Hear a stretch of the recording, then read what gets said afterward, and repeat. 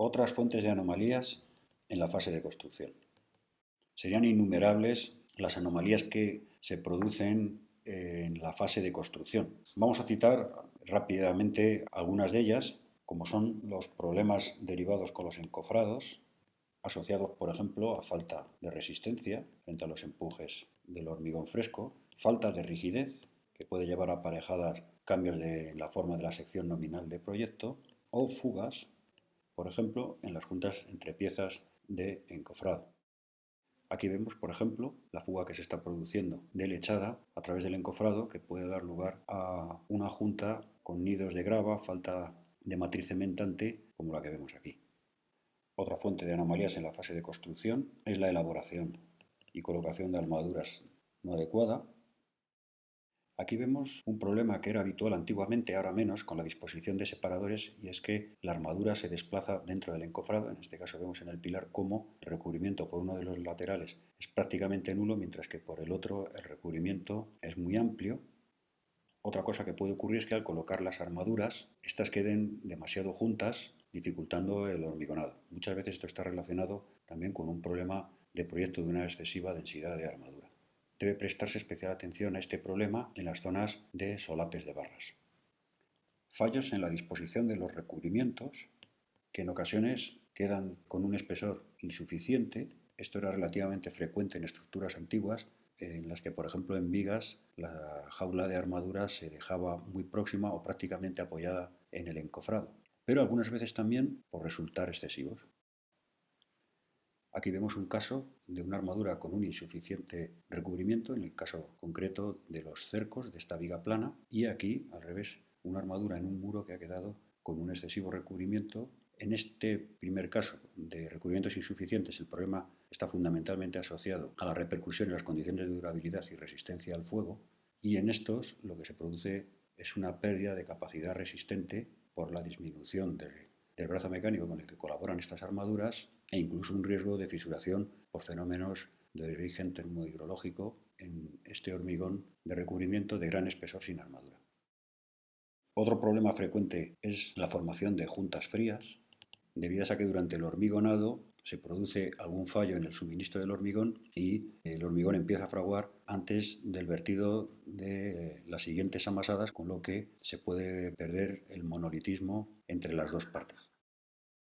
Aquí vemos un ejemplo de una formación de esta junta fría. Al perderse ese monolitismo, hay que comprobar que en el plano de la junta los esfuerzos que se producen, particularmente los esfuerzos rasantes, pueden ser absorbidos en esas condiciones de formación de una junta o pueden requerir algún tipo de intervención de refuerzo. Son múltiples los fallos que se han producido y se pueden producir en el montaje y ejecución de forjados.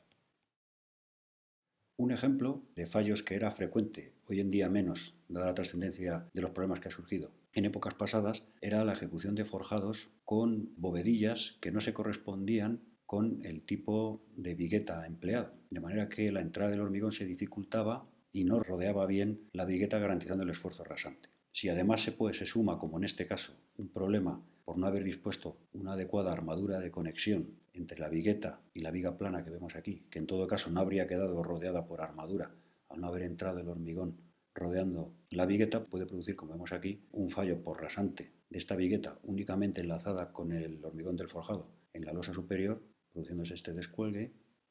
llegándose a producir, en este caso extremo de una obra correspondiente a un forjado de un colegio, el desprendimiento incluso de la vigueta, con la grave trascendencia que ello tiene. Otra anomalía que también se ha producido en épocas pasadas, hoy en día menos frecuente, es que las bovedillas, al colocarse para la ejecución del forjado, pueden llegar a estrangular parte de la sección del pilar. Este es un problema difícil de detectar una vez que está construida la estructura. En este caso, forjado que había quedado a la vista tras una explosión en un edificio, mostraba cómo las bovedillas habían estrangulado parte de la sección del pilar. Esto puede tener una trascendencia grave en la seguridad de los soportes. Otra fuente de anomalías en la fase de construcción reside en la interferencia de la estructura con las instalaciones. En estas fotografías vemos dos ejemplos de cómo el equipo que monta las instalaciones ha hecho los taladros para el paso de bajantes, afectando a vigas de forma tan importante como podemos ver en estas imágenes, en las que en esta incluso la sección de la viga ha quedado gravísimamente dañada. Y por último, aunque como hemos dicho al principio son muchas las anomalías que se producen en la fase de ejecución, vamos a citar los problemas en el montaje de los prefabricados. Las estructuras prefabricadas pasan durante la fase de montaje por algunas situaciones en las que, si no se adoptan las medidas oportunas, pueden verse muy afectadas las condiciones de estabilidad, y muchas veces por las prisas durante el propio montaje esas medidas no se adoptan de forma adecuada y se producen daños e incluso hundimientos en alguna zona de la construcción o incluso hundimientos globales de la estructura. Aquí vemos un ejemplo de una cubierta de una nave industrial en la que la situación de estabilidad de las vigas delta con las correas estaba muy en precario por no haber colocado los ariostramientos y los trácteles suficientes para asegurarla, y en un momento dado se produjo un desequilibrio de algunas de las piezas que en forma de dominó arrastró a todas las demás, provocando un hundimiento generalizado como este que mostramos aquí.